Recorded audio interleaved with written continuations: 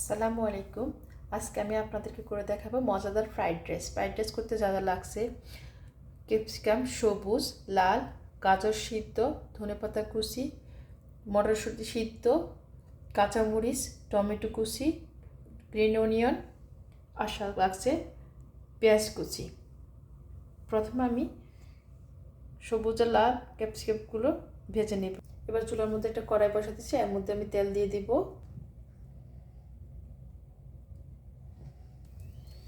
আমার ফ্রাই প্যানটা গরম হয়ে গেছে, এখন আমি একটু একটু করে সবজিগুলো দিয়ে দিচ্ছি।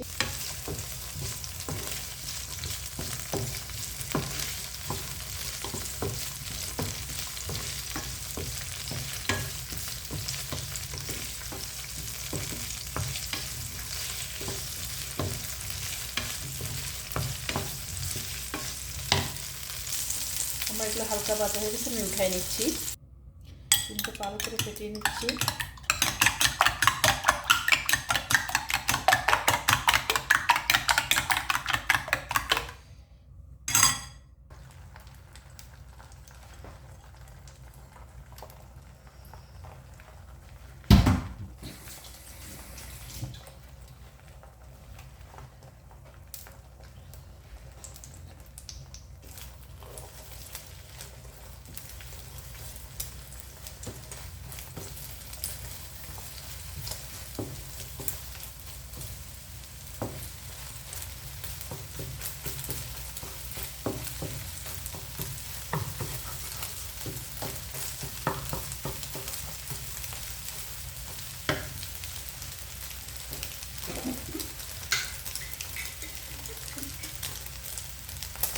একটু লবণ দিয়ে দিব।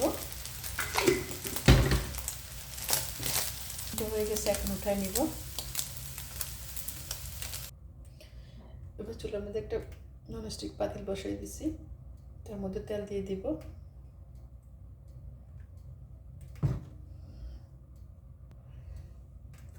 পেঁয়াজ কুচি দিয়ে দিব। পেঁয়াজটা লাল হয়ে আসছে হালকা।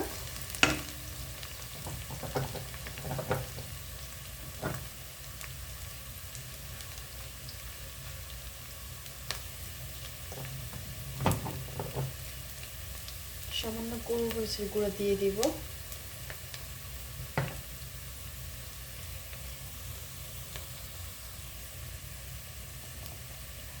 পেঁয়াজটা লাল হয়ে গেছে, এবার ভাতগুলো দিয়ে দিব।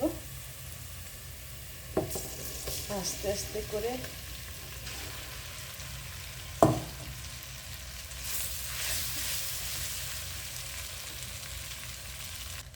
প্রথমে টমেটোগুলো দিয়ে দিব হালকা নরম হওয়ার জন্য, তারপরে গ্রিন অনিয়ন,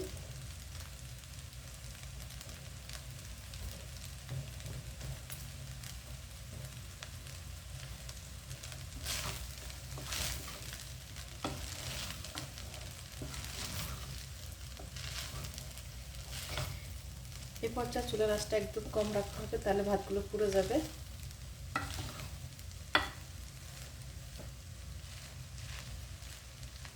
ভাতগুলো অবশ্যই ঠান্ডা থাকতে হবে। আগের দিনে ভাত অথবা সকালে রান্না করে বিকালের ভাত থাকতে হবে, সাথে সাথে গরম ভাত দিয়ে করা যাবে না, তাহলে ভাতগুলো সব তলা পেকে যাবে। এবার মটরশুঁটিগুলো দিয়ে দিব।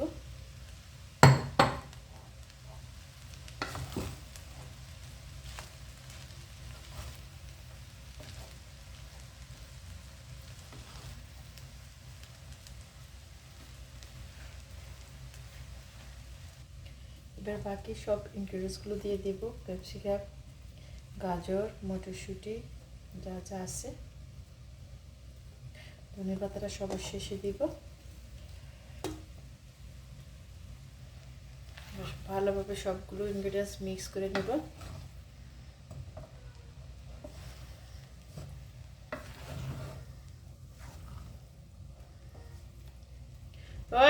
এখানে মামা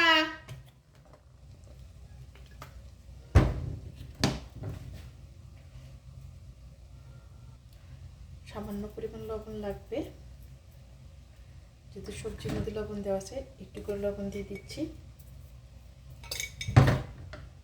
এরপর ভালোভাবে মিশিয়ে নেব। আমার রান্নাটা শেষ হচ্ছে, এখন ধনেপাতা দিয়ে নামিয়ে নেব। ধনেপাতা পাতাগুলো ভালো করে মিক্স করে নিই।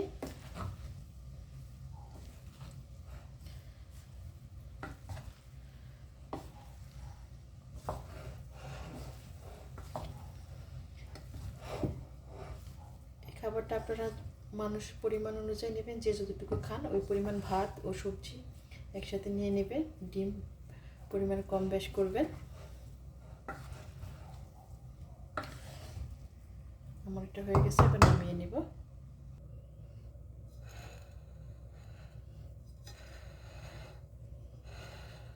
দেখুন আমার ফ্রাইড রাইসটা কি সুন্দর হয়েছে। আপনারা এবার বাসায় ট্রাই করে দেখবেন অবশ্যই ভালো লাগবে।